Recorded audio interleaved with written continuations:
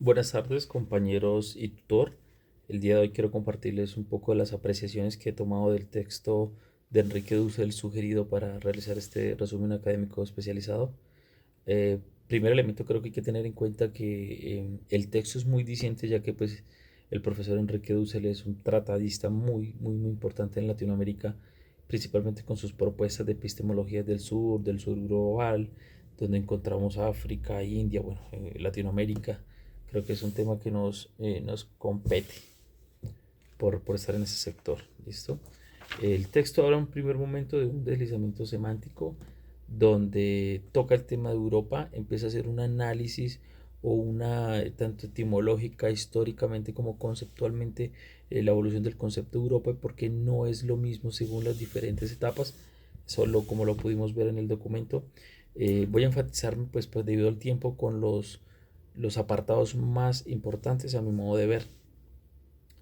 Empieza a hablar el tema de la modernidad como Europa occidental y Europa oriental. Occidental con todo el tema de su, pues, el latín como lengua, el oriental del griego como lengua, toda esa parte oriental pues que también conlleva la realidad de Asia, algo que pues que el Occidente sí lo va a, a ocultar, por así decirlo, como que su relación con los pueblos, pues no lo hizo con los pueblos un poco celtas de Europa del Norte, ¿sí? Y pequeñas comunidades o pequeños pueblos que son los que después se van a convertir en esta macro Europa, por así decirlo, que si bien no es el centro, pues obviamente es muy importante.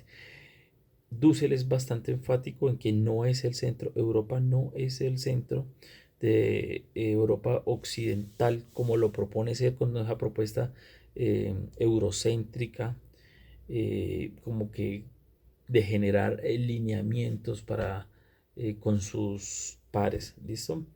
Hay una propuesta entonces eurocéntrica y no es directo porque está desconociendo pues otras realidades, aunque la realidad griega bizantina no tiene una relación directa con el mundo occidental, más sí lo es la relación latino-romano occidental y el cristianismo como tal que se da pues en el seno de, de, de, de Occidente, principalmente de Bizancio, ¿listo? Las cruzadas se proponen efectivamente como esa imposición de Occidente sobre Oriente, son un total fracaso. En este momento Europa queda como a merced de toda esta necesidad de Occidente de ampliar sus horizontes. Eh, eh, También toca el tema del Renacimiento italiano, justo en 1553, donde Occidente latino y Oriente griego empiezan a unirse, a fusionarse, ¿sí? Lo que el texto propone como una ecuación falsa, pues entender como occidente helenístico, más la realidad romana, más el cristianismo, pero dejando de lado ciertas cosas como esos pueblos y esas intenciones primeras de la India, que son totalmente importantes también. Aquí es donde nace el gran primer momento de lo que podría decirse la ideología eurocentrista, ¿sí? Al unirse a estas dos, Oriente y Occidente. Obviamente esta ideología eurocentrista, pues fruto del idealismo alemán, como todos lo sabemos en esta época, tanto cultural como políticamente, lo que va surgiendo ahí pues, desde Alemania. Bueno, en lo que nos concierne el texto, viene también en un segundo momento los conceptos modernidad, entendido de dos momentos como el eurocentrismo, o yo lo entiendo como una parte interna y otra parte externa. La parte interna como esa cuestión, la Revolución Francesa, la reforma, menos que la reforma, nombra el texto de la reforma, menos que las reformas de Calvino y ese tema religiosos, que Hegel y Habermas pues van a tomar conciencia de eso, van a decir que sí, son estos elementos los que van a hacer que países como España y gran parte de Europa Occidental sienta que tienen como esa autoridad, ¿sí? Ya que han avanzado, han surgido, han creado nuevos lineamientos políticos, filosóficos, económicos y, por qué no, sociales, políticos y culturales para con los demás pueblos. El segundo elemento después es una visión mundial más colonizadora, más de entenderse como centro, como historia del mundo, que es una crítica que hace el texto porque dijera que, bueno, entonces funciona desde 1492 y no es así. Una propuesta más capitalista, mercantilista, mundial, de expandir todo su avance, de expandir toda su propuesta. Qué pena, aquí me extenderé unos cuantos segundos.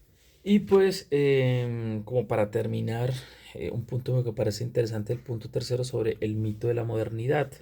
En este tema, bueno, hay un dato importantísimo, ya que España pues como que es superada por Inglaterra y en cierto espacio de tiempo, pues creo que hasta 1945 surge como reemplazo de España. Bueno, en cuanto al mito de la modernidad, interesantísimo, porque el eurocentrismo, toda esa cuestión eh, poliegoísta, por así decirlo, lo que pretende o es una totalmente es una confusión entre la universalidad abstracta con la mundialidad concreta, ya que está dejando pues de lado las realidades propias de los pueblos, de las pequeñas naciones que dicen parte pues tanto de Oriente como de Occidente, y no tan pequeño como la India y bueno, el mundo árabe en su mayor extensión.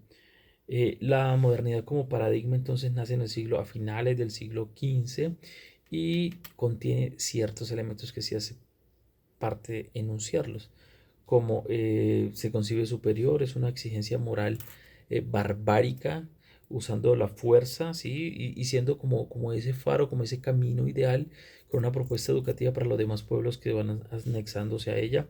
Hay una guerra justa frente a todo lo que es barbárico, por ir en contra de su propuesta de universalidad y frente a su propuesta de, por así decirlo, civilizatoria, nombra el texto. Hay una violencia inevitable, hay una guerra justa colonial contra todo esto entonces, y ya que pues el bárbaro o los pueblos barbáricos tienen pues la culpa de ir en contra de esos procesos civilizatorios según ellos, y pues es inevitable esos procesos de civilización, y ahí es donde viene todo el pueblo de todo el tema, perdón, de los pueblos arrasados por medio de la violencia. ¿Listo? Esa es mi propuesta y pues muchísimas gracias, compañeros.